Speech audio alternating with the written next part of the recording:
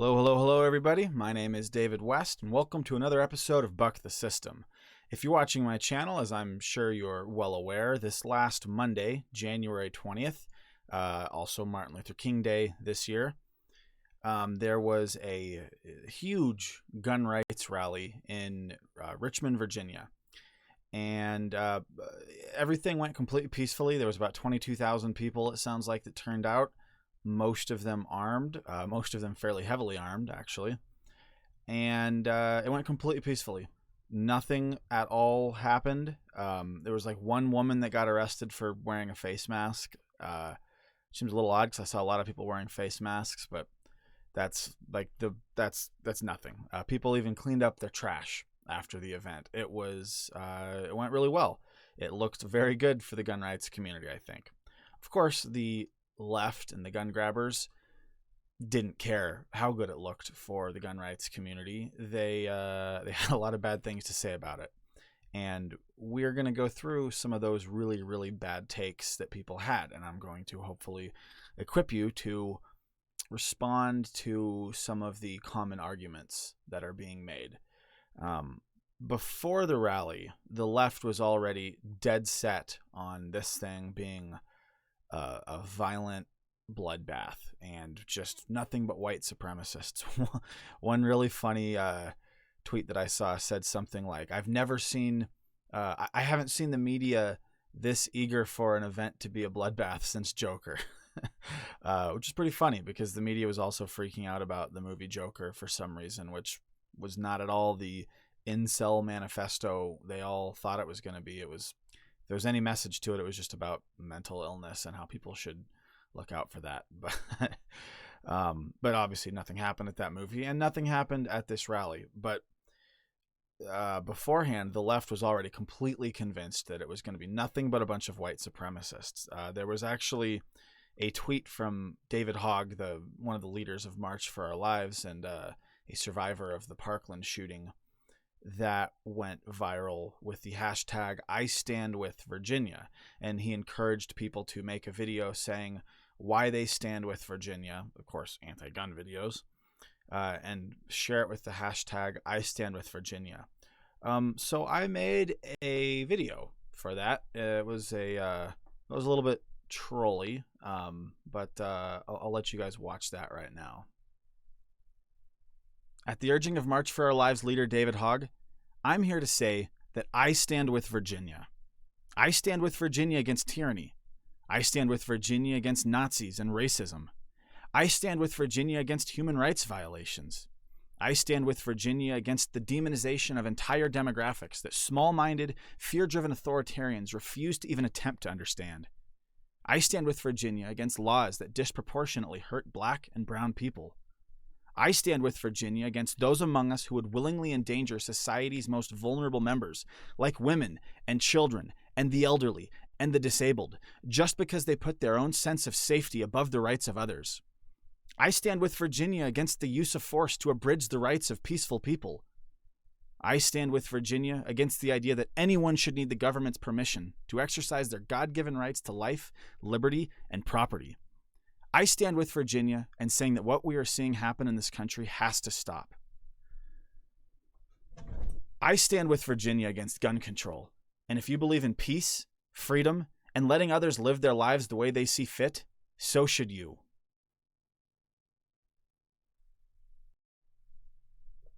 So that was pretty fun. That video got about 14,000 views, I think, and like 120 retweets. So got a little bit of attention. One of the coolest things about it was that that video was liked, retweeted, and actually got me and told was outstanding. And it got me followed by Jane Cobb himself, which if you're a fan of Firefly, you will know exactly who that is. He is the he's the one that says this. It's my favorite gun. I call it Vera. He's the big mercenary character, also known as actor Adam Baldwin, who's very much a conservative and a big gun rights guy. So that was pretty cool. I like him as an actor. He seems like a pretty cool guy. and he liked my video, so I was pretty proud of that. I think that was the main reason that the video got a fair bit of attention, because he has, 350, 400,000 Twitter followers or something. But anyway, so that was fun. That was the day before the rally that I made that. The next day, the rally happened, and like I said, nothing really happened. It was completely peaceful. That has not stopped the left from coming up with a lot of bad takes about it. So I just want to read you guys a couple articles and go over some of those right now. So this first one that we have is called "Gun Reform is Not Jim Crow: The Hypocrisy of the Gun Rights Movement." And the first picture here is this guy in, decked out the way most of the, or at least a lot of the protesters were, in some sort of tack vest and a AR-15. And his sign says, "Gun control is Jim Crow."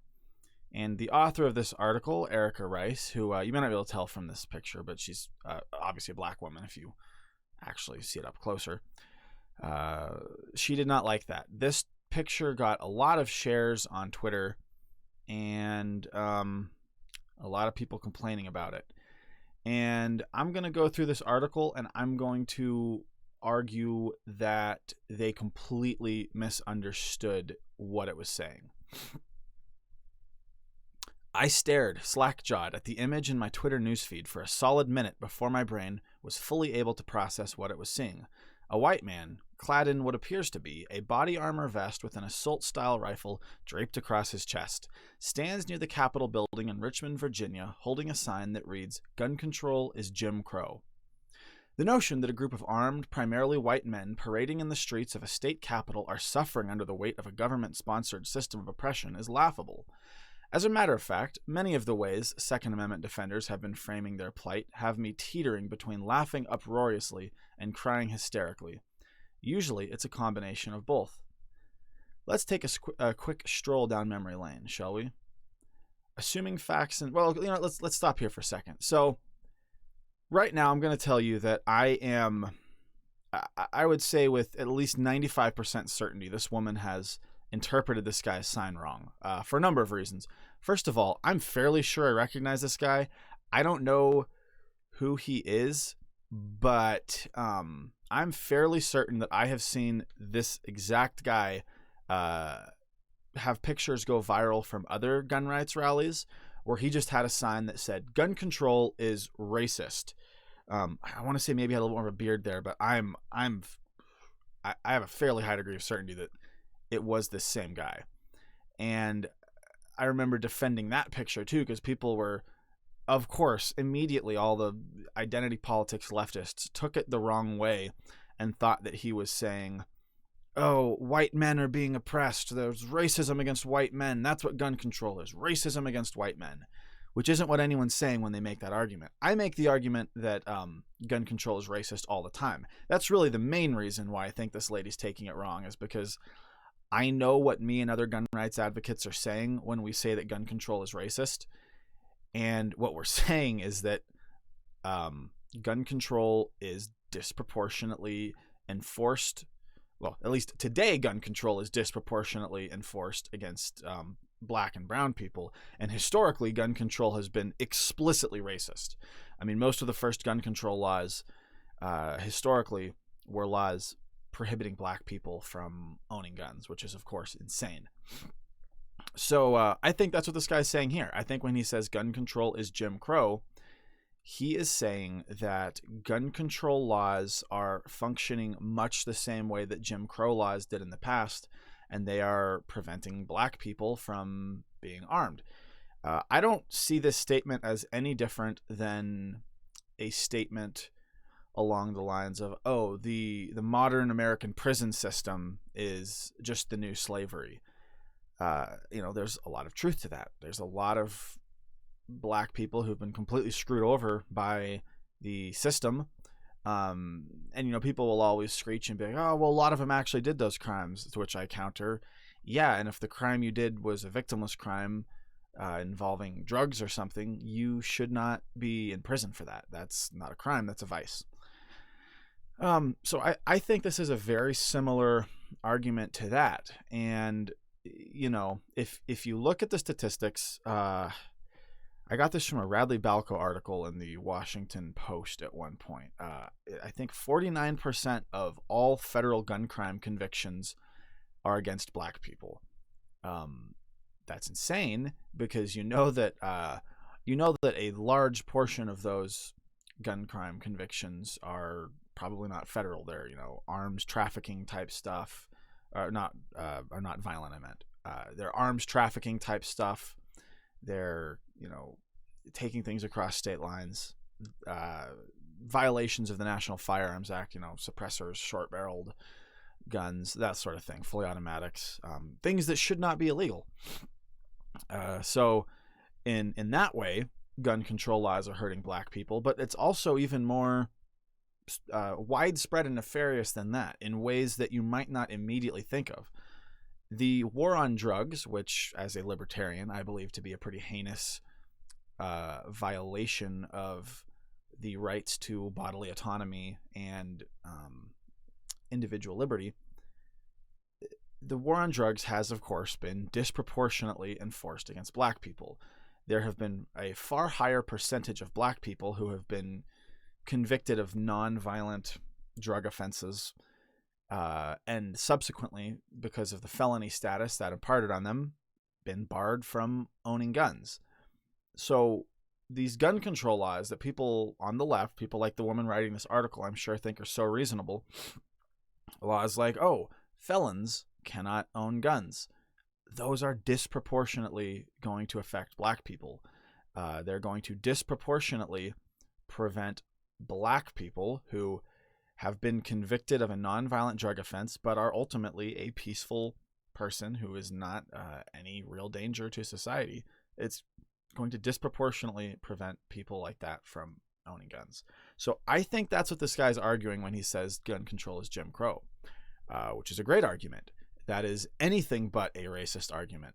But of course, the left reads this as uncharitably as possible and doesn't understand the argument being made here. So let's go on through this article a little bit more, because I'm going to get into why I think it's actually rather hilarious that this woman doesn't understand what he's saying here.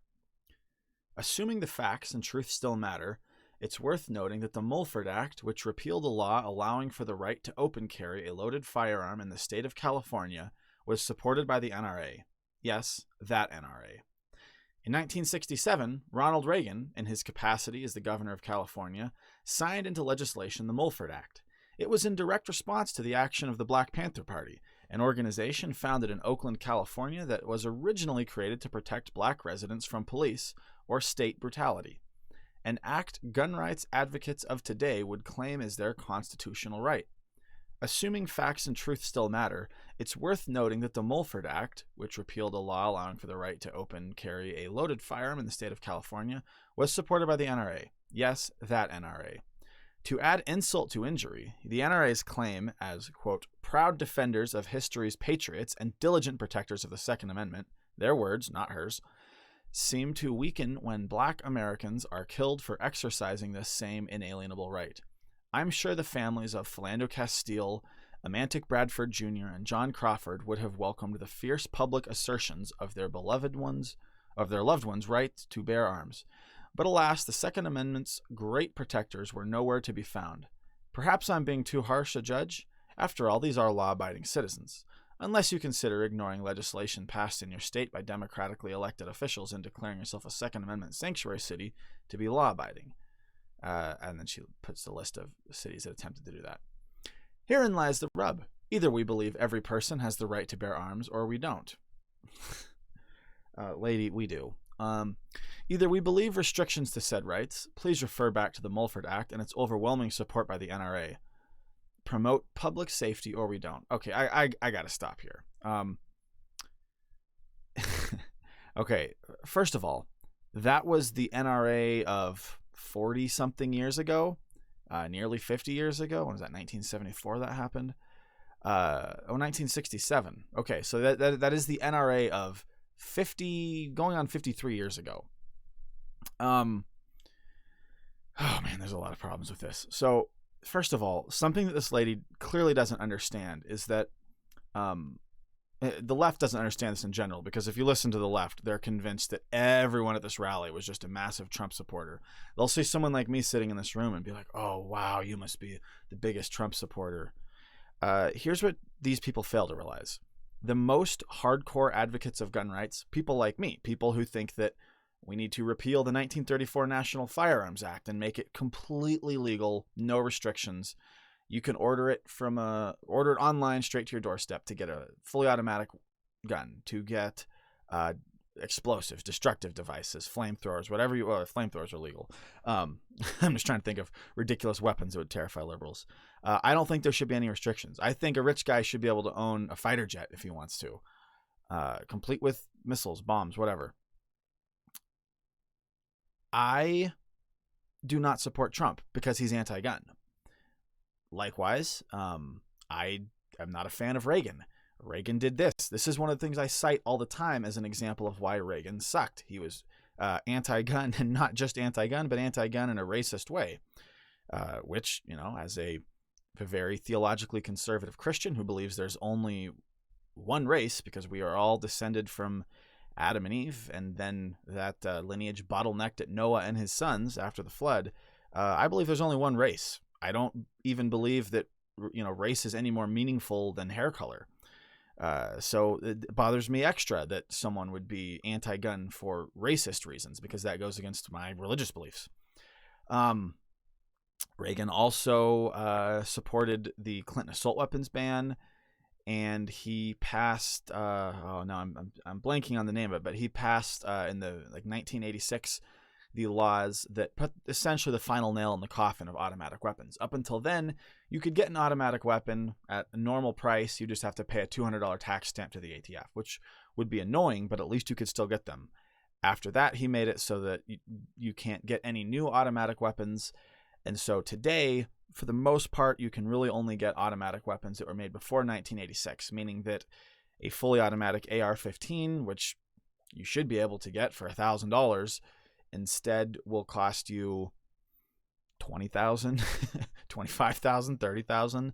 It's obscene because there's just such a limited supply of them. They just are appreciating year after year after year in value.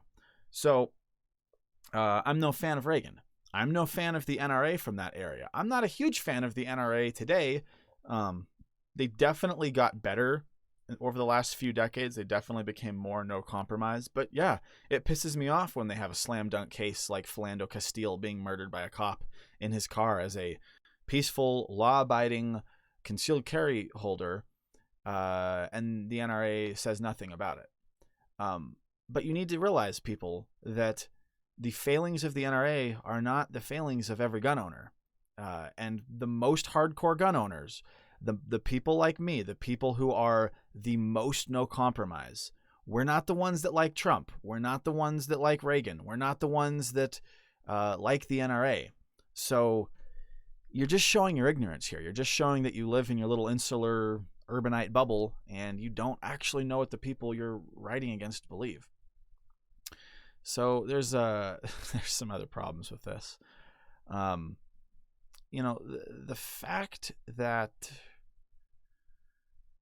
The fact that she can write all of this and talk about the racist history of gun control and not understand what this guy's getting at when his sign says gun control is Jim Crow, that's insane to me. That just shows that she has the most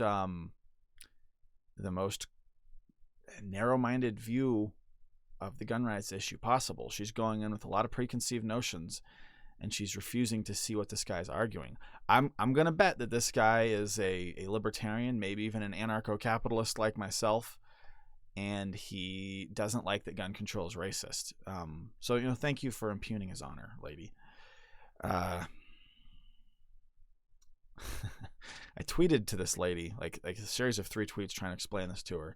I never saw any response from that, so I'll let you guys know if I ever do. But let's get back to reading this. Herein lies the rub. Either we believe every person has the right to bear arms, or we don't. All of us do. At least all of us who would agree with this guy. Either we believe restrictions to said rights, please refer to the Mulford Act, promote public safety, or we don't. But what we cannot do is indiscriminately apply laws to meet the needs of those in power, i.e., fail to defend the rights of black Americans to own and carry guns while aggressively upholding the rights of white Americans to do so anytime, anywhere. Because that would be akin to Jim Crow. It's exactly what this guy's saying. The laws that you support are akin to Jim Crow because they will fail to defend the rights of black Americans to own and carry guns, to quote you. For the record, most gun reform activists have no desire to take your guns. That's a lie. They say that all the time, and what they really like, as we saw from my unfortunately dropped out of the race choice for president, Beto O'Rourke. This is my hell yes, we're gonna take your AR-15 collapsitarians for Beto 2020 pin.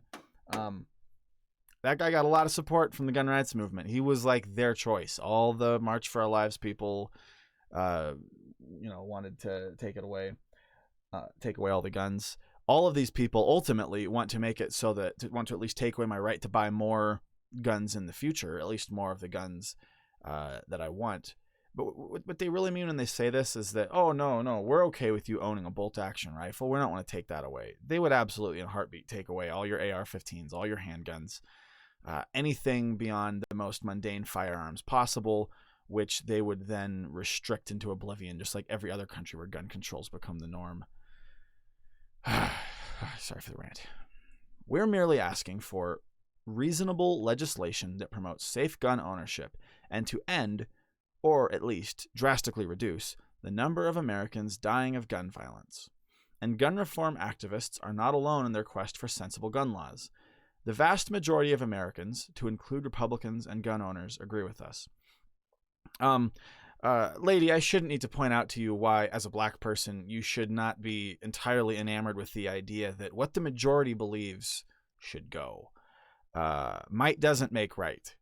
It wasn't somehow moral to own slaves when the majority of the country thought that was okay. Likewise, if the majority of the country decides that it is okay to use force against peaceful people to take guns away from them or to even just restrict their right to buy more guns in the future, that's wrong. The majority doesn't mean anything. If I'm being honest, this photo of a Second Amendment defender put a damper on my day. A day celebration. That's her, right? What she said, not me. I didn't make that typo.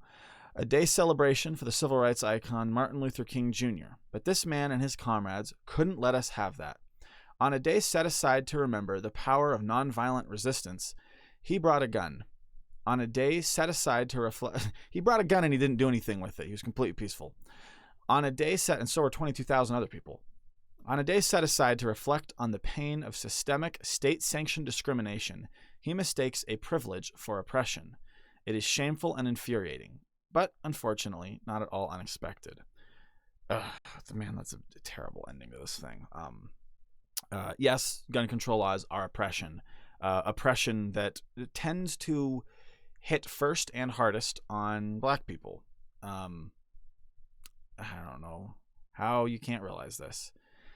But this is a great segue into one of my next points. So she talks about how, they did this on Martin Luther King Day. That's so terrible. That's a very common refrain from the leftists over this whole rally, is that it's so terrible that it happened on Martin Luther King Day. The next article is all about that. And just like this article kind of outs itself as not having an excuse to not get the point when it talks about how gun control is historically racist, the next article will show us something about how ridiculous it actually is that people keep making this argument.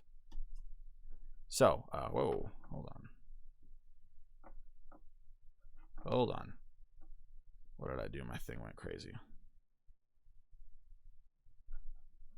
Alrighty here.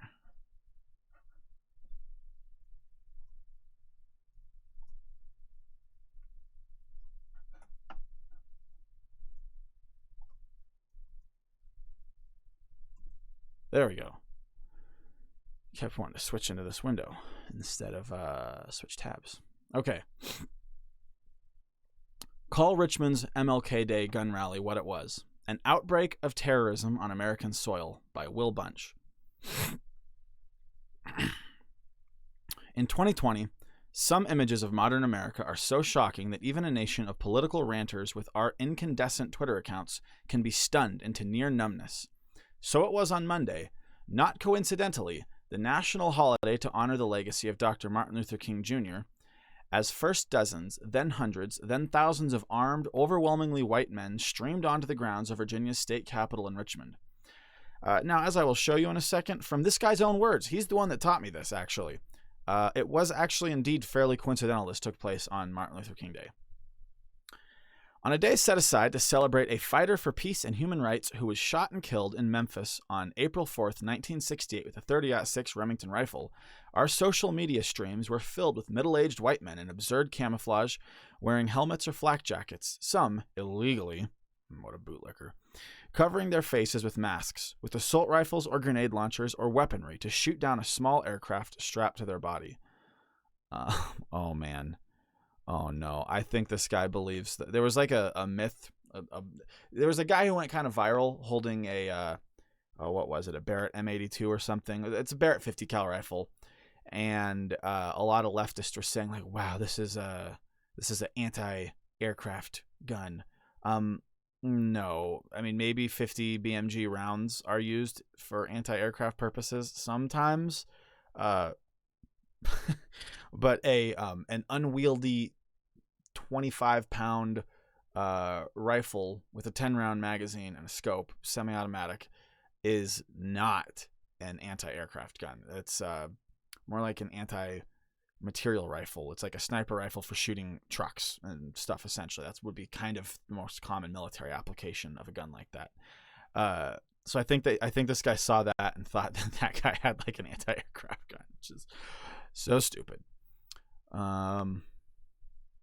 Vice News tweeted out, Virginia declares state of emergency after armed militias threaten to storm the Capitol, making a large U.S. state sound more like a faraway banana republic overthrown by the latest junta.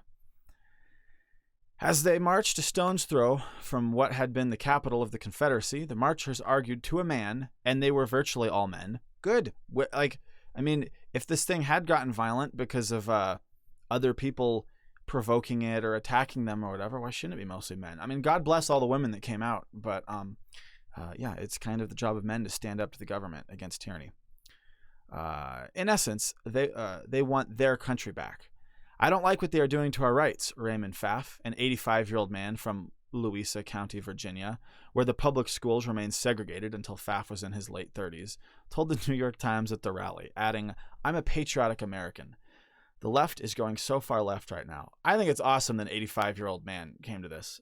You know nothing about this man except that he supports gun rights. So I find it very annoying that they are insulting him by throwing this little dig, where the public schools remained segregated until Pfaff was in his late 30s. What they're saying is, oh, I bet he didn't protest that. I bet he didn't have a problem with that.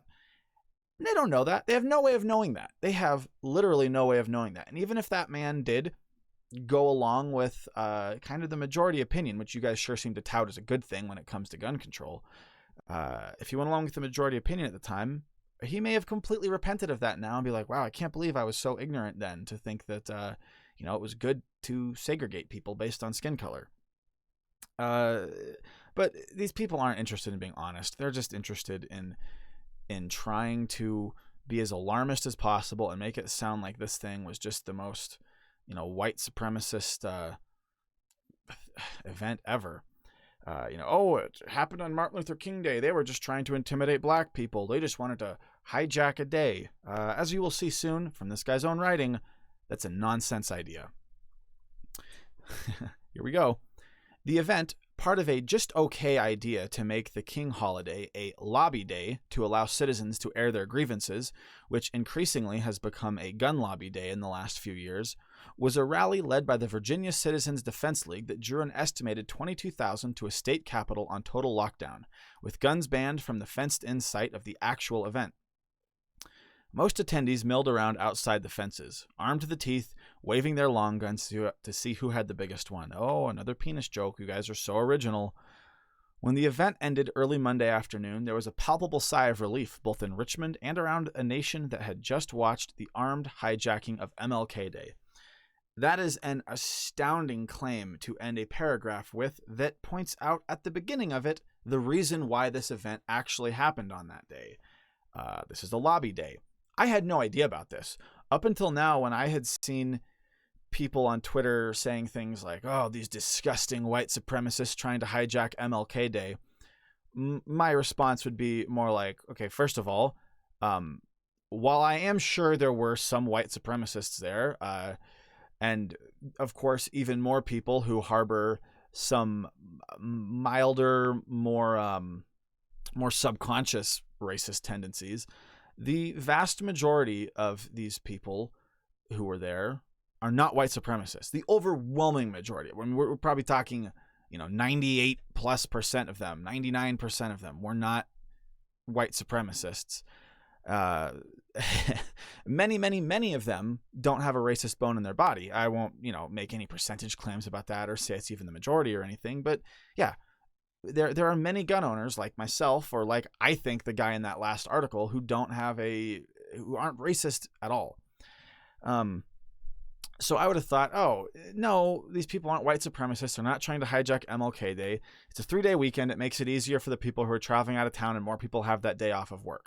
I still think that is a factor in why this was the day that it happened.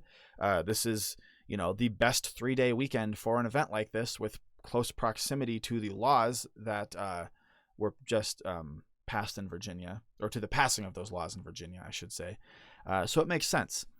Apparently, this day has also become a lobby day in Virginia. So I Googled this and I found out that basically every year for the last few years, there have been groups that have been meeting at the Capitol and doing big protest type events on this day. I think I saw one for some kind of like nurse organization lobby, some kind of community another one for a kind of community organization. I don't know what it was all about. It seemed like kind of a vaguely socialist lefty thing. But the point is, this is a common thing. This has basically become, I don't know if it's like an official thing that's encouraged by the state of Virginia, but it's become at least an unofficial thing that everyone kind of accepts, that, oh, the Martin Luther King Day long weekend is the time for our group to go and lobby the Virginia Capitol.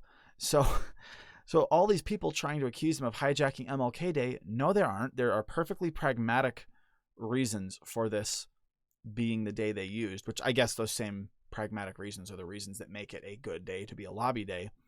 Everyone has it off, namely. And that's why they did it. It's really clear that's why they did it. This was not...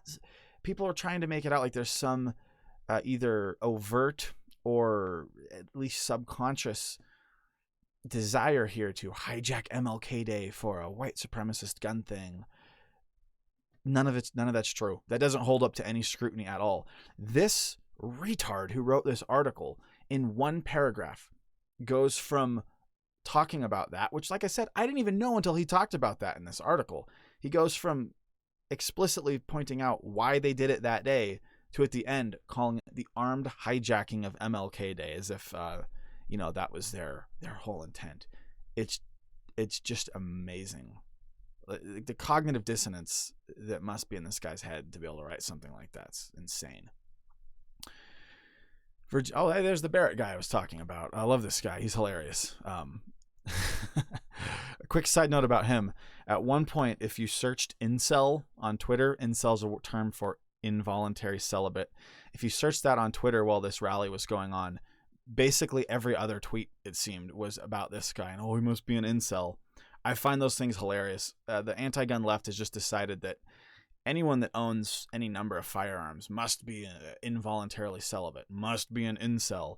I have had so many people say that to me, like leftists say that to me after seeing my gun room on videos. There's comments like, oh, nice incel bunker. Oh, it's the fortress of incelitude. And I'm just like, guys, like, you're making this on comments. You're making these comments places where you can see my profile, you have no excuse not to know that I'm married with 3 children. I'm obviously not an incel. I roll my eyes at those weirdos and MGTOW types and whatever. It just cracks me up. These people do not take the moral or intellectual high ground when they're making their arguments. Virginia Governor Ralph Northam has held a news conference and angered thin-skinned right-wingers when he declared his state of emergency, partially gun ban, and other measures successfully de-escalated what could have been a volatile situation. The front page of Tuesday's Washington Post summed up a lot of the post-rally media coverage with its headline, which read, "Virginia gun rights rally is passionate but peaceful," and which sounded like someone was pointing an AR-50 at the headline writer. To use a popular buzzword of 2020 by way of 1920, I'm here to call malarkey on the popular notion that what went down in Richmond was peaceful. To the contrary, America, although we may be too frightened to even admit it, just witnessed arguably the most successful use of terrorism on U.S. soil in nearly a generation, even if this time was non-lethal. Did that guy just compare this event to 9/11? This is like the dumbest man alive. It's so fitting for MLK Day that the slain civil rights hero once uttered the exactly perfect words for this travesty, occurring nearly 52 years after he was killed by an assassin's bullet. "True peace is not merely the absence of tension," King once wrote. "It is the presence of justice." In Richmond on January 20th, 2020, almost 3 years to the hour after President Trump revealed his vision of our nation as a place of, quote, American carnage, the absence of tension when the rally ended without bloodshed masked a gross, unconscionable injustice. What really happened in Richmond was that men with enough firepower to defeat the Ukrainian army. I love how these people cannot decide if this was enough firepower to defeat an army, or if, you pathetic gun people, why do you even have guns? You could never defeat the military. They can never decide that. With the very real threat of violence strapped to their backs, aimed to intimidate not just the state lawmakers just elected by the majority of Virginia voters on a gun safety platform, but to scare away any citizens wishing to use their First Amendment rights to speak out against them. And the shameful thing is that, on too many levels, it worked. This is hilarious because this guy here, he's calling out these people saying, oh no, it wasn't really peaceful because nothing is peaceful when you have guns. There's clearly like a threat of violence there. And to some degree, he's right. And there should be a threat of violence there. Hey, you take our rights, we will fight back. I'm all for that. That's not an unjust or immoral threat of aggressive violence. That's a threat of morally justified defensive violence.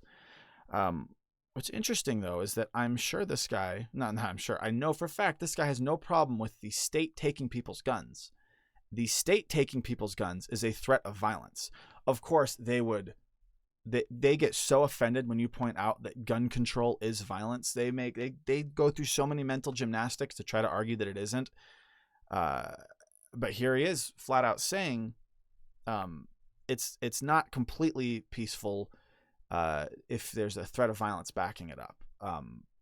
Okay, so how is it completely peaceful then for the government to ban guns? There's a threat of violence, and not just a threat of violence as there is here with these people, a threat of defensive violence, a threat to use violence to defend themselves if you violate their rights. With the government and gun control, we are talking about a threat of initiatory violence against peaceful people. Gun control laws are saying, we are going to take this right from you by force, whether you're okay with that or not. That is not at all the same as saying that you will defend yourself. It's much, much, much worse, but this guy apparently can't see that. Plans for a counter-demonstration by progressive groups, the same kind of folks who pushed back against the now notorious hate marches through nearby Charlottesville in 2017, were scrubbed because of fears that someone would get hurt, much as Heather Heyer was run over and killed by a white supremacist at that event. One local activist tweeted to, quote, please encourage anyone you know who is thinking about counter-protesting this event to stay away from downtown Richmond on Monday. I'm pretty confident that if people had shown up to counter-protest this, nothing would have happened. The Charlottesville thing, that was garbage. That was an alt-right, like overtly racist event. I'm not surprised that one ended with violence. This was, as much as you guys want to conflate gun ownership with white supremacy, that is pure and unadulterated bullshit. That there just is not a direct correlation there. Sure, a lot of white supremacists have guns. That it does not follow that all gun owners are white supremacists, or even that most gun owners are white supremacists. Even if you want to make an argument that a large percentage of gun owners are racist because they support things like a border wall or this or that, or they have subconscious racism, or they are they're way too quick to defend the cops when they kill an unarmed black guy. I don't completely disagree with you. I think a lot of the times that's true, but that still doesn't mean that they're like, these avowed white supremacists like you want to act like they are. Most people who have kind of subconsciously racist tendencies, they're not dangerous or violent. They are like, maybe awkward in some situations, maybe rude, maybe support things that have some pretty bad unintended consequences. But some old guy who can be a little racist sometimes doesn't mean he's going to go like murder a black person because he sees him. He could be a complete civil person. He could be a very kind and decent person in most other ways. So the lack of nuance here on that is just insane. But something I want to mention here is that not only would there not have been any violence and any white supremacist violence, I think, if people had shown up, if there had been, it would have been stopped by the gun owners. What these people always fail to realize is that if there is ever any kind of widespread racial violence, if there is ever any, like a race war that starts in America, which I find highly, highly, highly unlikely, but if it ever did happen, it will be people like me who are armed to the teeth and willing to fight who will be taking on, the racists. Of course, there'll also be a lot of heavily armed black people taking them on. But yeah, like we're not your enemy. If you don't like racism, we're not your enemy because we're gun owners. That's retarded. Terrorism, people were terrified. People who owned businesses in downtown Richmond shuttered their doors for the day. I mean, they could just be their businesses were going to be blocked. And even if they were scared, so what? People get unjustifiably scared all the time. People get unjustifiably scared for racist reasons all the time, and you would think that's bad. So I don't know why you think this is some kind of real argument that, oh, people were scared. Well, whatever. People are scared all the time. It doesn't mean it's valid. Folks who live in the immediate neighborhood of the protests left because they were scared of the gun toters and what might happen, and nothing happened. One of the legislators who was supposed to be lobbied on, quote, lobby day, Lee Carter, a Democratic socialist and progressive backer of new gun safety laws, instead went to a safe house because he received so many death threats from these, quote, patriotic Americans. Think about the rights that we hold dear as Americans. The rights to move around freely from place to place, to assemble in public and to hold rallies to air grievances, and to counter people one disagrees with by exercising free speech and giving the opposing point of view. American citizens were deprived of those basic rights on Monday, on Martin Luther King Day of all days, by an intimidating, bullying, armed mob. Do not dare call this peaceful. I counter that with, think about the rights that others of us hold dear as Americans. We hold those same rights dear. We also hold the right to own guns dear. I do. I genuinely hold the right to own a gun dear. I grew up in the middle of nowhere. I've seen the importance of having guns as tools. Some of my earliest memories are things like watching my dad step out onto the back porch in his underwear and kill a bear that was getting into our outdoor freezer where we kept meat, because we lived in the middle of nowhere, an hour and a half from a grocery store, so you had to be well stocked up. Guns are tools. A lot of you guys haven't had upbringings where you see that, but I have, and a lot of us have. So don't just think like, oh no, we just hold this dear because we fantasize about killing people, or we or we have small penises, we're compensating for something. No, a lot of us hold the right to own a gun dear because we've seen how important owning a gun is, and we want to be able to protect our families, and it's just a fun hobby. But yeah, like this is just so insane that the stupidity that it takes to be able to do something like this, to just ignore what other people care about. and only care about the rights that you care about was wild. Yes, it could have been worse. Over the last week, authorities have arrested 6 members of a white supremacist group that is building bombs and advocating other violence to advance its warped causes of attacking African Americans and Jews to advance a so-called white ethno-state. At least 3 of these white supremacists had been planning to attend Monday's rally. Like, wow, 3 out of 22,000. I'm sure there were some white supremacists there, but guys, it's a small number. In the You Can't Make This Stuff Up department, the group calls itself the Base, which in Arabic would be Al-Qaeda. The goals of those 2 groups are exactly the same: fanatical religious and racial purity, enforced by wanton violence against innocent people. Well, I don't think it's a bad comparison to say that white supremacists and Al-Qaeda are in many ways the same. Accusing white supremacists of fanatical religious purity is insane. White supremacists are not religiously orthodox, at least not if they're claimed to be Christians. Racism has no place in the Christian faith. If you've read anything about the Judaizers in the New Testament and how they were dealt with, when Paul, in addressing the Judaizers, talks about how in Christ there's neither Jew nor Gentile, there's no place for racism. Between that and the fact that we all clearly have common ancestry, it's just nonsense.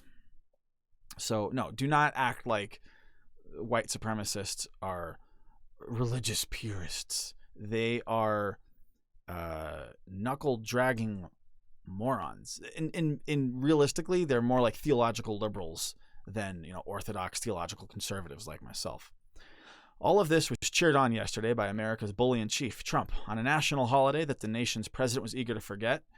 Some of this stuff is kind of pointless to read. I don't care about them talking about Trump. They go on and on and on. Skip all the Trump part. It's kind of useless. The fact that an armed mob roamed unrestrained through an American state capitol on the eve of this sham impeachment trial was no accident. Yeah, it was. These people they've been organizing this for a while. They didn't care about it. It had nothing to do with the impeachment trial. Like, that is so dumb to think that this rally, we're going to go rally and show our support for Trump. What are you even saying here, guy? You know why they actually did it. It's lobby day. I know you know because you taught me that's why they did it. They are all ruling by fear and intimidation. What do you think gun control is? Gun control is fearful policies intended to intimidate people into not exercising their rights. And America will end as any kind of moral force if we don't come up with a way to stop them.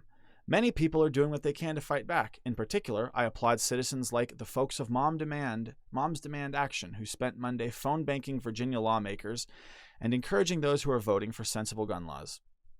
And those lawmakers have done exactly that this week, voting down right-wing proposals that would have increased the risks of gun violence, i.e. proposals that would have not been so authoritarian and anti-freedom. That's courage, but I'm still worried that it's not enough. The world learned in the 1930s that we can only yield the public space to bullies and brown shirts for so long until the going gets very, very tough. Reining in an authoritarian, rogue president through the legal means of impeachment will likely be thwarted by a cowardly, intimidated GOP. We must do all we can to beat back Trump and his thuggish allies through our activism and our votes in November, but we may need to summon the courage to somehow do more. Oh, great.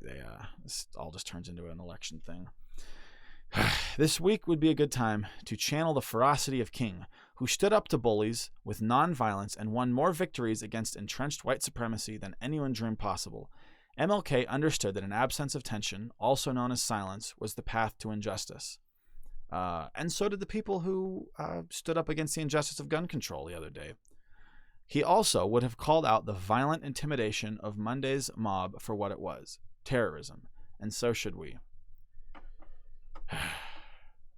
Well, that guy's pretty presumptuous there. I don't think anyone can really say what Martin Luther King would have thought. I mean, he was definitely in many ways a political Marxist with a terrible interpretation of the gospel and some very, very heretical religious beliefs, who nonetheless managed to accomplish some pretty good things as far as civil rights go.